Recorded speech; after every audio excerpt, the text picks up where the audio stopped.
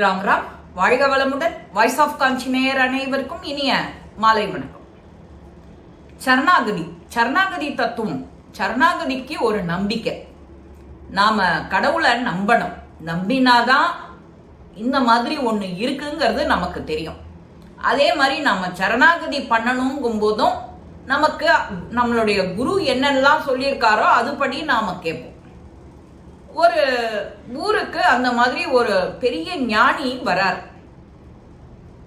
அந்த ஊரை பார்த்த உடனே அவருக்கு ரொம்ப பிடிச்சு போச்சு. இந்த ஊர்ல ஒரு கொஞ்சம் ஒதுக்குப்புறமா எனக்கு ஒரு குடில் மாதிரி அமைச்சு ஒரு சின்ன கோவிலும் கட்டி கொடுங்கோ அப்படின்னு அந்த மக்கள் கிட்ட சொல்றார். ஏன்னா நான் இங்க இருக்கிற குழந்தைகளுக்கு பாடம் சொல்லி கொடுப்பேன், ஆன்மீகத்தை பரப்புவேன், என்கிட்ட இருக்கிற சீடர்களும் உங்களுக்கு உதவியா இருப்பா, உங்களுக்கு வேணுங்கிறதெல்லாம் செஞ்சு கொடுப்பா அப்படின்னு அந்த ஞானி குரு சொல்லவும் அந்த ஊர் மக்களும் தலை வணங்கி எல்லாரும் இவர் கேட்ட காரியத்தை எல்லாரும் செஞ்சு கொடுக்குறார். இந்த மாதிரி செஞ்சு கொடுத்து இந்த குடில் அமைச்ச உடனே அந்த ஊர்ல ஒருத்தர், எனக்கு தலை வலிக்குதுங்க சாமி, நீங்க எனக்கு ஏதான ஒரு மருந்து கொடுங்க அப்படின்னு, உங்க கையால கொடுத்தா எல்லாம் குணமாயிடும் அப்படின்னு நினைச்சுட்டு அவர்கிட்ட வந்த உடனே வந்தனம் சொல்லி நமஸ்காரம் பண்ணி இத கேட்கிறோம்.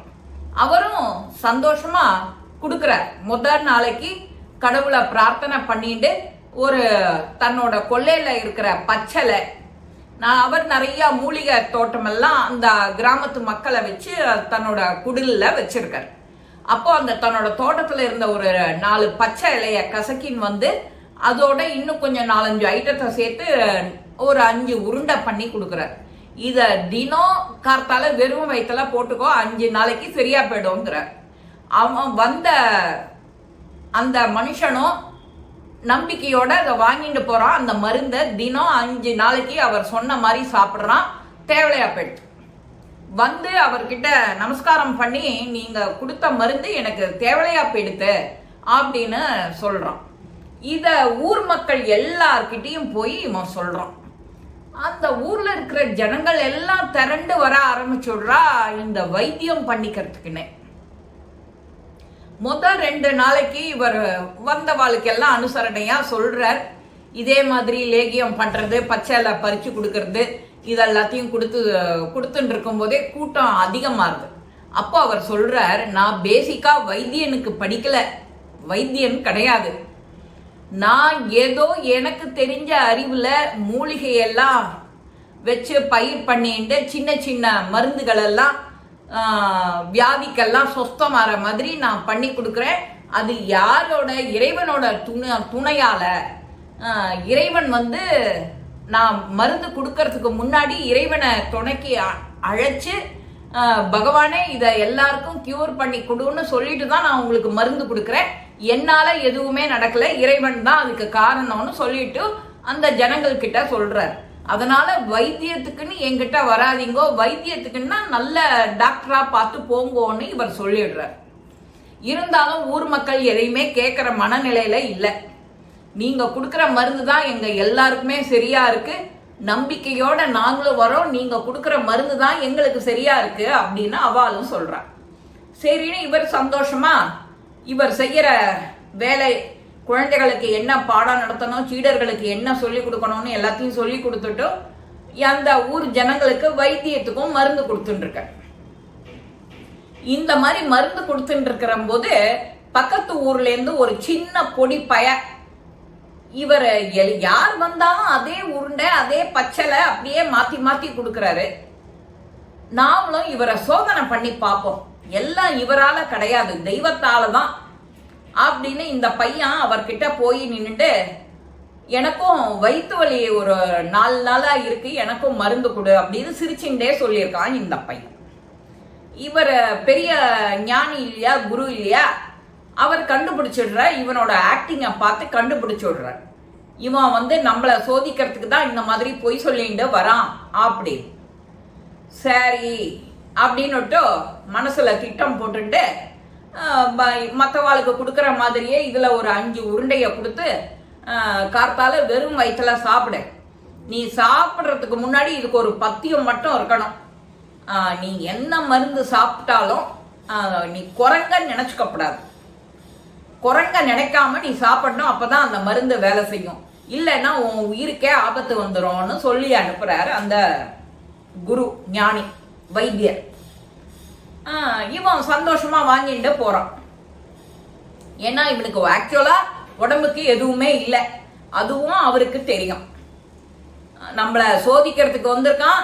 இத திட்டம் போட்டு அடுத்த ஊர்க்காராளுக்கு போய் இத வெளிச்சம் போட்டு காட்டணும். இவர் வைத்தியர் இல்லை, சும்மா கடவுளோட துணையால எல்லாத்தையும் செஞ்சுட்டு இருக்கார். எல்லாருக்கும் நாம இவரை போடுறது டிராமான்னு சொல்லணும் அப்படின்னு இந்த பையன் நினைச்சிட்டு இருக்கான்.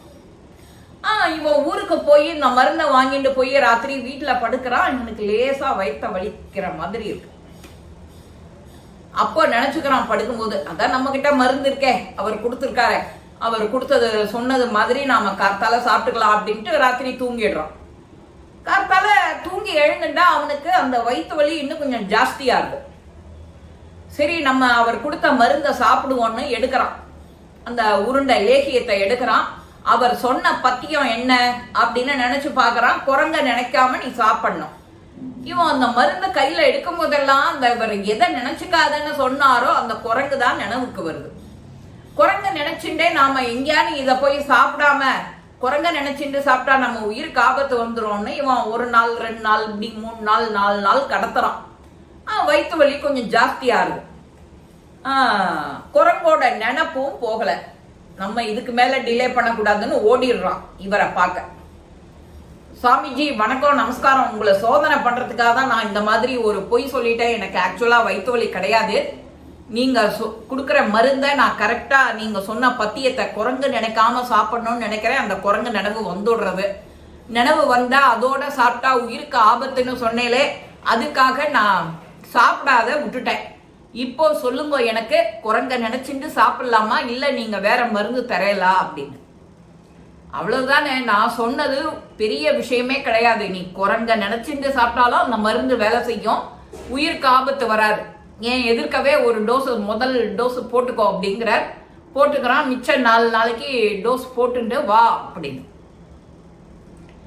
4 நாள் அவன் வைத்தியம் முடிஞ்ச உடனே வந்து விழறான் அவர் காலில். உங்களை போய் நான் தப்பா நினைச்சதுக்கான பாடம் தான் இது.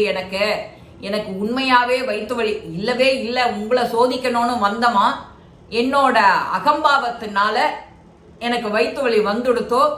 அதை எனக்கு நீங்க சொன்ன வைத்திய முறையெல்லாம் எதுவும் எனக்கு கரெக்டா ஆகல. அதனால நான் உங்ககிட்ட திரும்ப நான் மன்னிப்பு கேட்டுக்கிறேன். உங்களை பத்தி தவறா அவதூறு பரப்பி உங்களை அவமானப்பட வைக்கணுங்கிறது தான் என்னோட எண்ணத்துல நான் வந்தேன். இப்ப நான் திருந்திட்டேன். நீங்க எது செஞ்சாலும் அதை கடவுளுக்கு சமர்ப்பணம் பண்ணிட்டு எனக்கு கொடுக்குறேன் அப்படிங்கிறது எனக்கு இப்பதான் தெளிவா புரிஞ்சிருக்கு அப்படின்னு அவன் சொல்லி பரிபூர்ணமா சரணாகதி அடையறான். இந்த மாதிரி நாம குரு கிட்டையோ யாருக்கிட்டையோ தெய்வத்துக்கிட்டையோ சரணாகதி அடையணும்னா குருங்கிறவர் ஒருத்தர் நிச்சயம் தேவை.